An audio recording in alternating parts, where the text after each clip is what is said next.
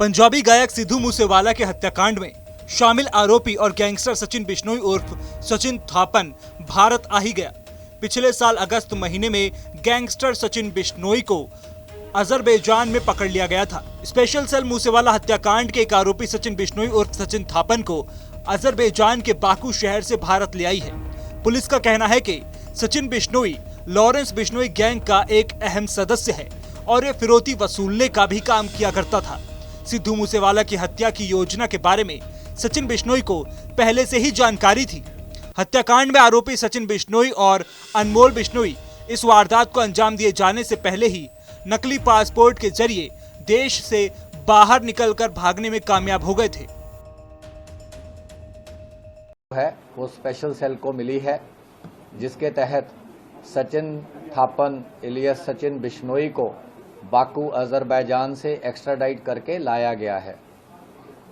जैसा कि आप जानते हैं कि 29 मई 2022 को सिद्धू मूसेवाला की हत्या के बाद 2 दिन लेटर ऑन सचिन थापन ने इलियस बिश्नोई ने चैनल को कॉल करके बोला था, रिस्पॉन्सिबिलिटी ली थी और ओन अप किया था और एक तरीके से डेयर किया था। उधर गैंगस्टर लॉरेंस बिश्नोई के प्रमुख सहयोगी विक्रमजीत सिंह उर्फ विक्रम बराड़ को पंजाबी गायक सिद्धू मूसेवाला की हत्या के मामले में दिल्ली की पटियाला हाउस अदालत में लाया गया। हरियाणा के नूंह में ब्रजमंडल यात्रा के दौरान बिगड़े हालातों के बाद राज्य में हिंसा उत्पन्न हो गई। 31 जुलाई को हुई हिंसा में हालात इतने बिगड़ गए कि अब तक इनमें से 5 लोगों की जान चली गई है। वहीं करीब 50 लोग घायल हैं। अभी तक कई एफआईआर दर्ज की गई हैं और कुल 70 लोगों को अभी तक हिरासत में लिया गया है। हिंसा ने इतना आक्रामक रूप लिया कि करीब 100 से ज्यादा गाड़ियों में आगजनी कर दी गई, जिसके बाद जिले में धारा 144 लागू है।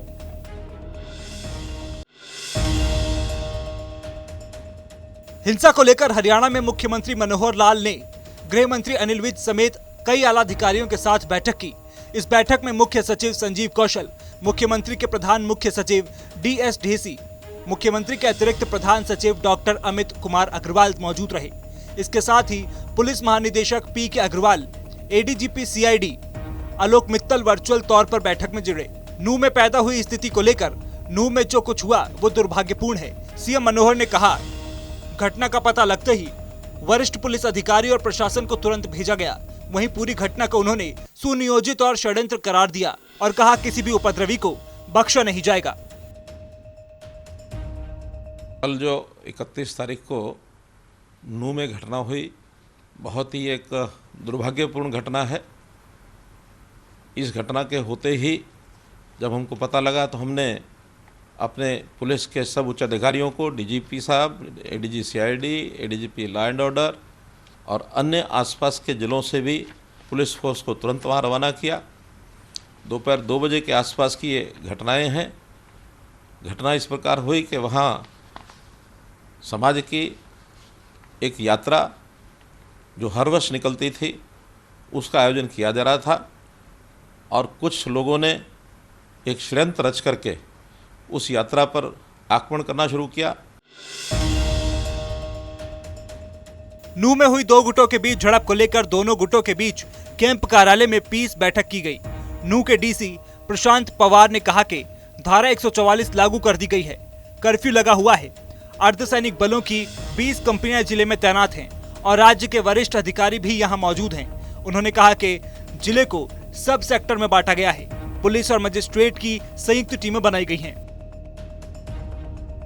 144 धारा जो है इस जिले में लगी हुई है, साथ ही साथ कर्फ्यू भी लगा हुआ है। 20 कंपनियां हैं हमारी पैरामिलिट्री फोर्सेस की, वो आज की डेट में जिले में जो है स्टेशन है। साथ ही साथ हमारे सीनियर ऑफिसर्स हैं स्टेट से, वो भी यहाँ मौजूद हैं। साथ ही साथ जो हमारे एडजॉइनिंग डिस्ट्रिक्ट्स के SPs हैं, DCPs हैं, वो भी यहाँ स्टेशन है। तो सभी पूरे डिस्ट्रिक्ट को जो है हमने सब सेक्टर्स में डिवाइड किया है और मैजिस्ट्रेट्स की और पुलिस की जो है हमने जॉइंट टीम्स बनाई है ताकि नॉर्मलसी को हम जल्द से जल्द। पिछले 35 साल से बिछड़े मां को बेटा पिछले दिनों पटियाला में मिलाने के बाद आखिरकार बेटे जगजीत सिंह ने अपनी मां को गुरदासपुर के कादिया स्थित अपने घर ले गए। और जब जगजीत सिंह अपनी मां को लेकर आए तो वो पहुंचकर उनके घर में मां का जोरदार स्वागत हुआ और परिवार और रिश्तेदारों ने खुशी में आतिशबाजी की और वहां मां ने कहा कि उन्हें उनका बेटा मिल गया है और इससे बड़ी खुशी उनके लिए क्या हो सकती है।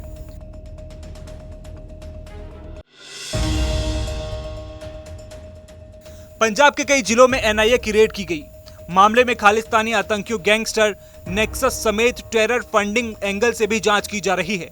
पंजाब के जिला मुक्तसर के विधानसभा क्षेत्र मलोट के गांव सरावा बौदला में सतनाम सिंह किसान के घर भी रेड की गई। इस दौरान करीब 2 घंटे तक एनआईए ने घर वालों से पूछताछ की। एनआईए ने सतनाम सिंह का फोन अपने कब्जे में लिया, जिसके बाद 7 अगस्त को एनआईए ऑफिस दिल्ली में पूछताछ को बुलाया है।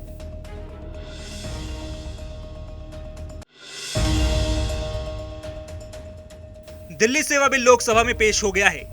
गृह राज्य मंत्री नित्यानंद राय ने इसे लोकसभा में पेश किया, जिसके बाद आम आदमी पार्टी ने इसे सबसे अलोकतांत्रिक अवैध दस्तावेज करार दिया है। वहीं अधीर रंजन चौधरी ने विरोध किया और कहा कि यह बिल सुप्रीम कोर्ट के आदेश के खिलाफ है।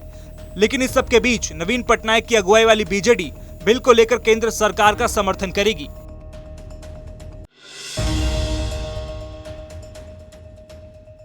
लोकसभा में पेश किए जाने को लेकर आप सांसद राघव चड्ढा ने कहा कि यह बिल दिल्ली में लोकतंत्र को बाबूशाही में बदल देगा। दिल्ली सरकार की सभी शक्तियां छीनकर भाजपा द्वारा नियुक्त उपराज्यपाल को देने का प्रयास किया जा रहा है। वहीं आगे उन्होंने कहा कि यह धर्म युद्ध है।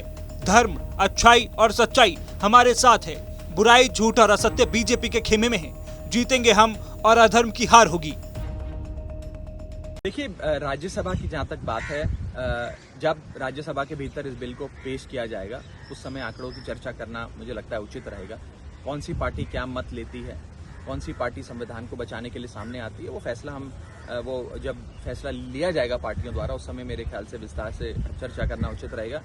लेकिन मोटे मोटे तौर पर हम एक बात ये जरूर समझ लें कि ये एक धर्म युद्ध है।